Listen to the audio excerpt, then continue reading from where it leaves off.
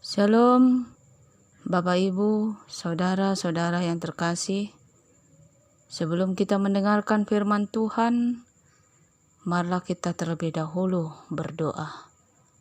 Kita berdoa, Allah Bapa yang terkasih, yang kami puji dan kami sembah melalui perantaran anak-Mu Tuhan Yesus Kristus. Tak henti-hentinya kami mengucap syukur kepadamu atas kesehatan dan tenaga yang baru di pagi ini. Saat ini kami mau merenungkan firman-Mu Tuhan. Berkati hati dan pikiran kami lewat Roh Kudus-Mu agar kami memahami dan melakukan firman-Mu di dalam hidup kami. Dalam nama anak-Mu Tuhan Yesus Kristus kami berdoa. Amin. Shalom Bapak Ibu dan saudara-saudara yang dikasihi Tuhan Yesus Kristus. Sebelum kita melaksanakan aktivitas kita pada pagi hari ini, mari kita merenungkan firman Tuhan di pagi ini yang tertulis dalam 2 Timotius 1 ayat yang ke-9. Beginilah firman Tuhan.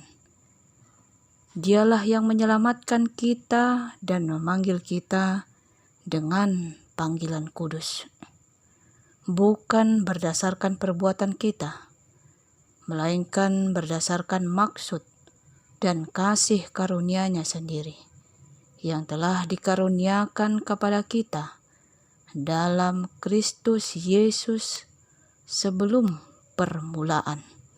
Demikian pembacaan firman Tuhan.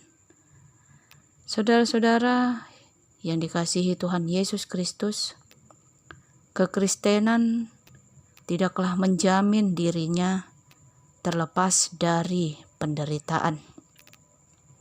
Tetapi justru kekristenan mengajarkan adanya kekuatan yang besar dari Tuhan yang diberikan kepada anak-anak Allah untuk menanggung penderitaan tersebut.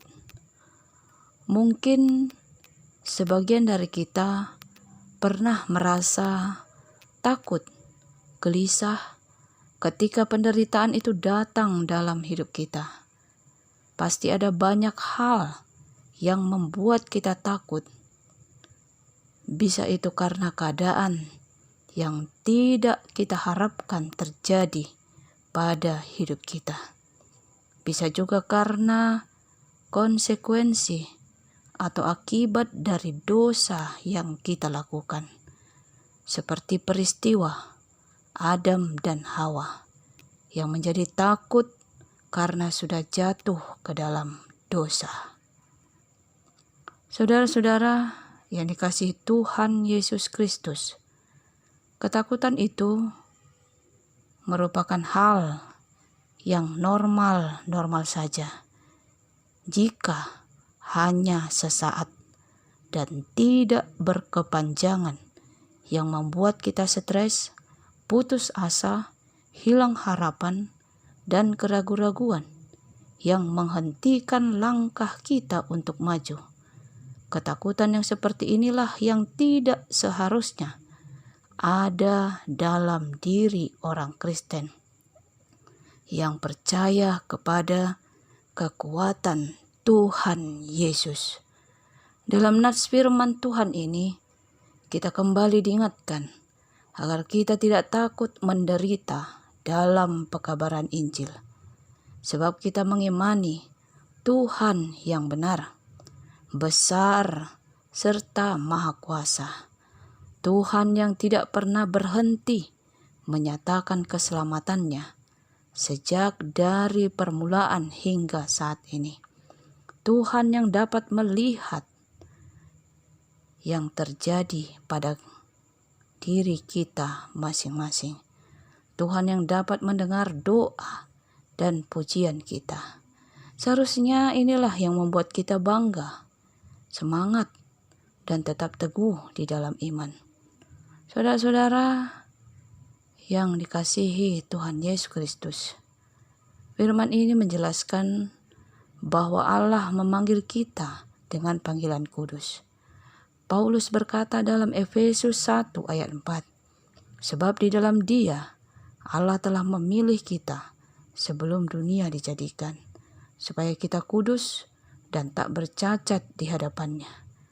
Adalah sebuah kekeliruan yang besar jika pemilihan itu dijadikan sebagai alat untuk kita berbuat dosa.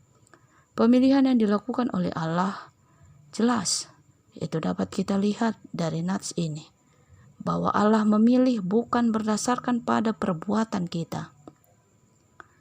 Karena jika pemilihan didasarkan pada perbuatan baik manusia, maka tidak ada satupun yang pantas untuk dipilih. Karena tidak akan ada yang mampu berbuat baik seperti yang dituntut oleh Allah. Saudara-saudara yang dikasihi Tuhan Yesus Kristus, bukan hanya pemilihan saja merupakan anugerah Tuhan, tetapi keselamatan juga merupakan anugerah yang diberikannya kepada kita. Dan itu diberikan bukan karena perbuatan kita.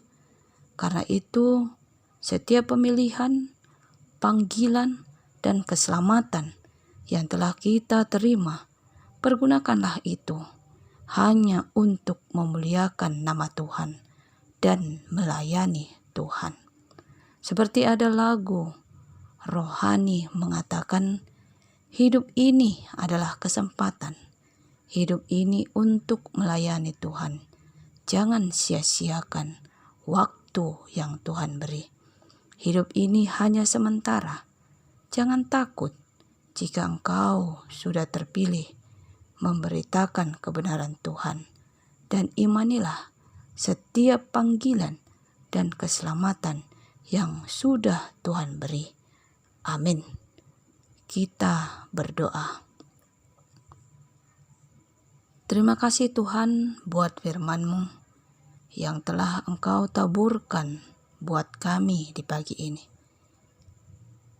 Biarkan hati kami menerima firman-Mu, dan biarkan kami tetap percaya kepadamu.